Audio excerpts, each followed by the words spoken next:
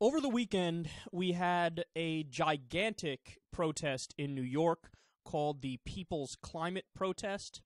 Get this, over 300,000 people took to the streets to demand action on climate change and renewable energy. That is such a stunningly large number. It's mind-blowing. The pictures from the event, it's like people as far as the eye can see. So this is a really serious, really big event. I've seen numbers as high as 400,000. Now, those are more unverified, but the number that everybody seems to agree upon, or I should say the mainstream outlets seem to agree upon in terms of the print outlets, it's anywhere from 300,000 to 310,000 people. So we also have a UN climate summit that's happening in New York this week. I think this is one of the main reasons why they chose this week to do the protest.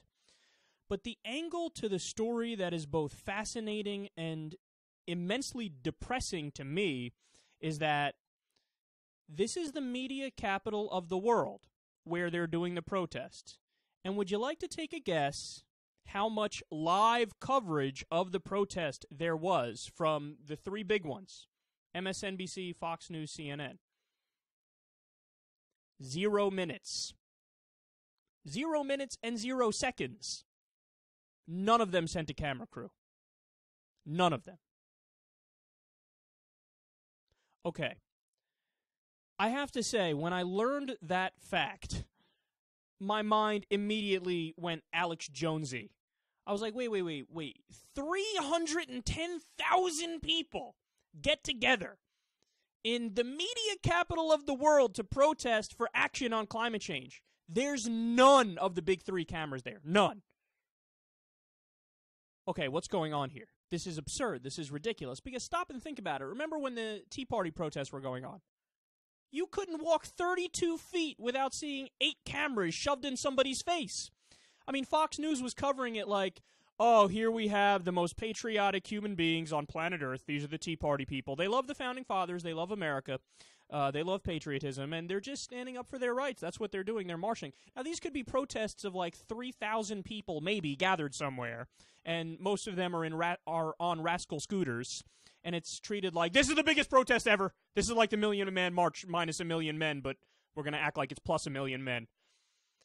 So why is it that that protest gets covered in that way, and CNN and MSNBC too? I mean, they covered it in a way as if to suggest, well, this is a big deal. Like it or hate it, it's a big deal. And look, some can fire back and they'd say, well, the media covered Occupy Wall Street. Right, they did, by mocking them. Occupy Wall Street released like 42 different manifestos describing exactly why they're doing the protest. But on CNN, MSNBC, and Fox News, all of them simultaneously had the same message. Why are these people protesting? We don't understand. They just look like they haven't showered and they're fucking in public parks. We don't get it. I mean, they should probably just get a job and clean themselves up, these rowdy, rascally youths over here. So when it's a liberal protest, either it's, treated in a scornful way, or it's totally ignored, as we're seeing with this climate protest. And when it's a conservative protest, oh, everybody sing the praise and love it endlessly and act like, well, these are just people who are heroic like our founders. They're dressed like our founders, see? They have tea bags hanging from the top of their hats. They must be patriots. No, this is absolute madness. Now, just like I said in the intro to the show, I think that this story... Now, maybe this is a leap, maybe some people will disagree with me, but this is one of the first things that clicked in my mind when I read these headlines. I think this kind of proves Noam Chomsky's thesis in his book about the media from a while back called Manufacturing Consent. For those of you that don't know, what that book argues is that the media in the United States, at least the mainstream media, and this is before the internet that he wrote the book, but you basically have a media that stays just as on message with the powerful and the elites as you would have in a fascist state. That's his argument, that the media is just as controlled in America as it is in fascist states. There are just different methods of control. So you get the same singular message that's put out there, but not from the government holding a club over your head and saying, I'll beat your ass if you don't say the right thing. They have other ways of vetting people to get through the system and other ways to control the message. And look, the reality is, to me, that it appears like there's a certain spectrum of thought that's acceptable, and once you deviate from that thought, well, then you're not allowed in the conversation, and then you're not covered. So if you want to go on MSNBC and you want to say something that's somewhat in favor of, hey, we should do some sort of action on climate change, and it's vague and it's amorphous and people can interpret it however they want, sure, you're allowed to do that within the confines of the media system that we have. But would any mainstream network cover a story like this 300,000 plus protest in a way as if to suggest, oh my God, the government better do something because people are almost revolting over the fact that we haven't done climate action yet? No, they wouldn't.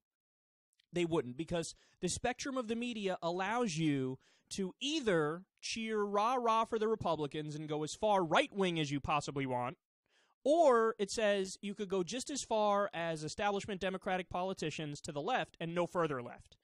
If you go to the left of Democratic politicians, you're immediately dismissed from the conversation and you're not treated seriously, even though the American people are significantly to the left of the Democratic politicians, as this climate protest is showing here. Now, understand something. It's not just the fact that, like, oh, these are the only 310,000 people in the U.S. that care about the climate. No.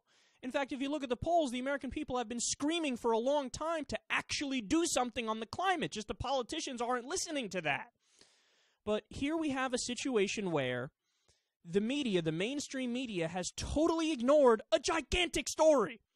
They always act like, you know, oh, well, Obama's done maybe a little bit on climate change, but he's only going to do more if the American people prod him to do more. Well, here they are prodding him to do more, and you're fucking ignoring it. You're not covering it. And then when the government doesn't do anything on climate change, what are you going to do? You're not going to cover that either. What you're going to do is you're going to sit there and cover politics like it's a horse race. Ooh, Hillary Clinton said this. Ooh, Chris Christie said that. I don't give a fuck what either one of them says. I care about the actual policy issues. And one of those issues is climate change. In fact, it's one of the most important issues. Because if we don't address climate change, there's no future for us.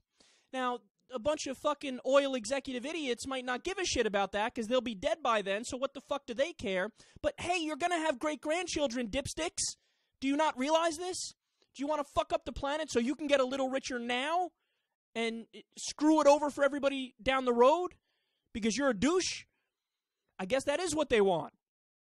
But what this story shows is that, number one, the American people are on point, okay? They're just flat out on point on this issue. To get 310,000 people to get out there and protest on a certain issue. I mean, you couldn't get 310,000 people out on the street to argue in favor of apple pie, to say puppies are cute. But you get it for action on climate change. So, number one, the American people are on point. Number two, the media is insanely pathetic. Insanely pathetic.